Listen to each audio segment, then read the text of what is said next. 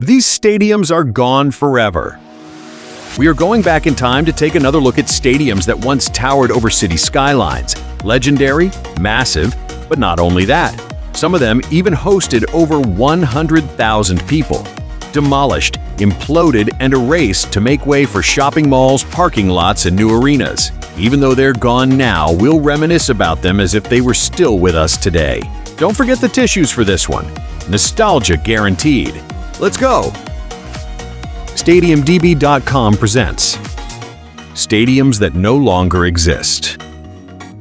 Sami Yen Stadium served Galatasaray for decades, from its opening, with a match between Turkey and Bulgaria. Famous for the hellish home support created by the fans, known as Cehennem, it witnessed victories over Real Madrid, AC Milan, and Barcelona, although later upgrades reduced the capacity from more than 35,000.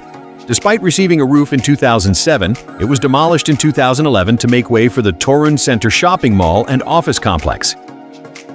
Maine Road was a stadium in the Moss Side district of Manchester, home to Manchester City between 1923 and 2003. When it opened in 1923, after construction lasting approximately 300 days, it was one of the largest stadiums in the country and quickly earned the nickname Wembley of the North. Today, the site is occupied by a residential housing estate. Only symbolic elements of the former stadium have been preserved, most notably the marked center circle on a small grass area in the middle of the development, as well as streets named in reference to Manchester City. White Hart Lane was Tottenham's historic stadium in North London, which began in 1899 as a modest pitch with portable stands for approximately 2,500 people. The breakthrough in its shape came through the designs of Archibald Leitch. In 1908, a new main stand was built. Beyond Tottenham, the venue also hosted tournament and international matches, but eventually even modernizations ceased to be sufficient. Today, the site is occupied by the Tottenham Hotspur Stadium, which overlaps part of the former White Hart Lane and covers a significantly larger area than Tottenham's previous ground. Råsunda Fotbollstadion was a legendary football stadium in Solna, serving as Sweden's national venue from 1937. From the beginning, it had the form of a single-level ring with double-tiered stands only along the pitch. But over time, it grew upwards.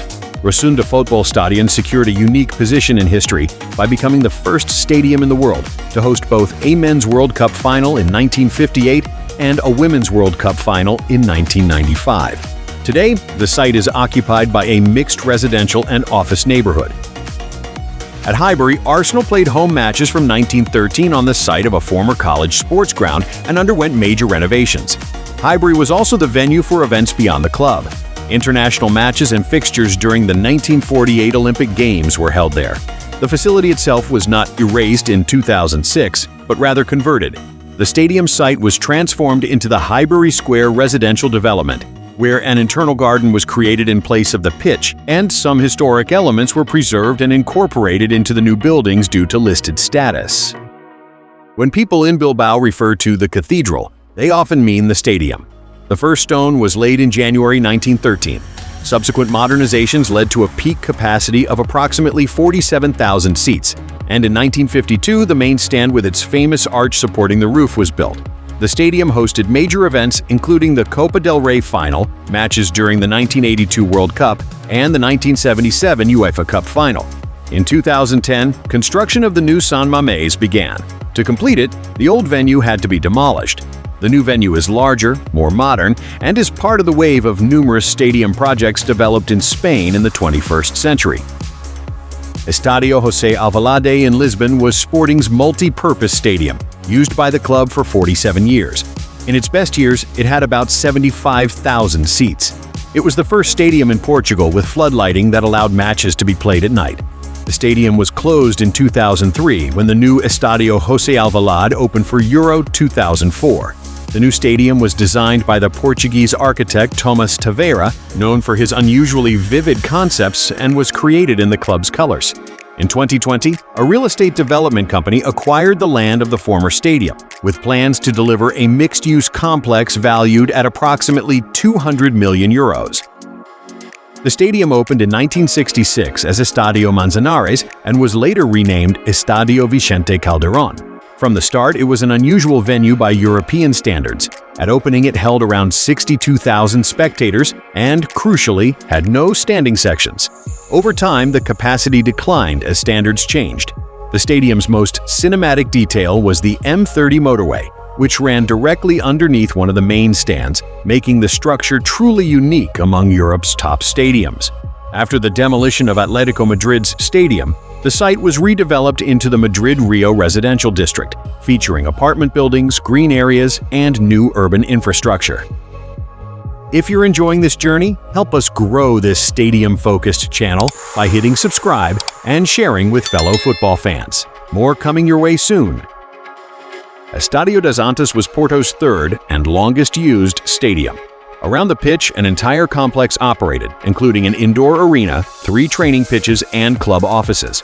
In 1986, the stadium went through another development phase. Capacity was increased to 95,000 and the athletics track was removed.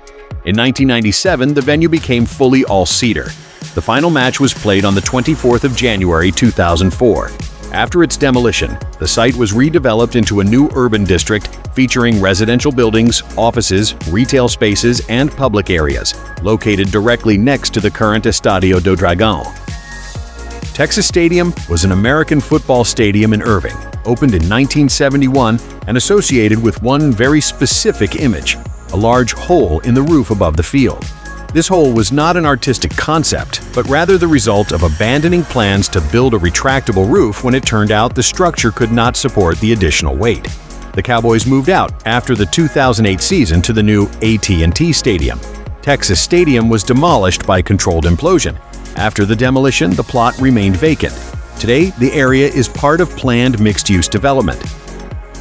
King County Stadium was a multi-purpose indoor stadium in Seattle. Over the years, it was home to the Seahawks and Mariners, as well as the Supersonics. The Sounders also used the stadium. The stadium opened in 1976, and by the 1990s, it became clear that the Kingdome was not meeting the team's expectations. On the 26th of March 2000, the Kingdome was demolished by controlled implosion. Lumen Field now stands in the same location. On the site of the old venue, a modern stadium was built, designed with a distinctive open structure and a roof that amplifies crowd noise, making it one of the loudest stadiums in the NFL. Stadio Delle Alpi was a former football and athletics stadium in Turin.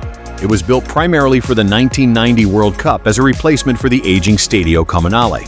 In practice, Delle Alpi was rarely completely filled, and with rising rental costs, disputes arose between the clubs and the city. In June 2002, Juventus purchased the stadium from the city for approximately 25 million euros, but after 2006, the venue lost its purpose and was demolished in 2009.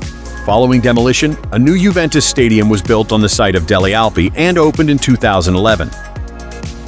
Before the ultra-modern arena with a retractable roof appeared alongside it, a massive enclosed stadium stood in the center of Sporting Atlanta, which, upon opening, was considered the largest indoor sports facility in the world. It was distinguished by an unusually shaped roof covered with a membrane. Over the years, the stadium was not tied to a single-usage scenario. In addition to American football, basketball, and soccer matches as well as wrestling events took place here, and in 1996, the facility was used during the Summer Olympic Games. The old stadium ended its life in the most cinematic way. It was demolished by controlled implosion on the morning of the 20th of November 2017. After the demolition in 2017, the site was redeveloped into plazas, green spaces, and supporting infrastructure for Mercedes-Benz Stadium. In Lisbon, there was a stadium that legally held 120,000 people, but could burst at the seams so much that at a match against Porto, the attendance was estimated at even 140,000 spectators. This was the old Estádio da Luz, opened in 1954 as Benfica's new home. Demolition began in 2002, as a new stadium was to be built in the same area for Euro 2004. The new venue is not as impressive in terms of capacity, but it will at least serve as a key host stadium for the 2030 World Cup. The first match in East Rutherford was played on the 10th of October 1976, and for the following decades it served as a major multi-purpose stage for sports and concerts. For the National Football League, it mattered for a simple reason. 2 New York area teams played there, the Giants and the Jets. The stadium also had a football chapter, and it hosted matches at the 1994 World Cup and the 1999 Women's World Cup. The stadium was closed because MetLife Stadium had been built next door, and demolition was completed on the 10th of August 2010. The site was used as part of the surroundings of MetLife Stadium, including service areas, internal roads, and sections of parking facilities. Before the stadium was built, the site was part of a private recreation area with ambitions to create an attraction on the scale of Paris. A political and image-driven decision after the First World War ultimately led to Wembley being built. The result was the Empire Stadium, designed by Sir John Simpson. The opening event was the Football Association Cup Final, the famous White Horse Final, with an official attendance of 126,047 and legendary overcrowding.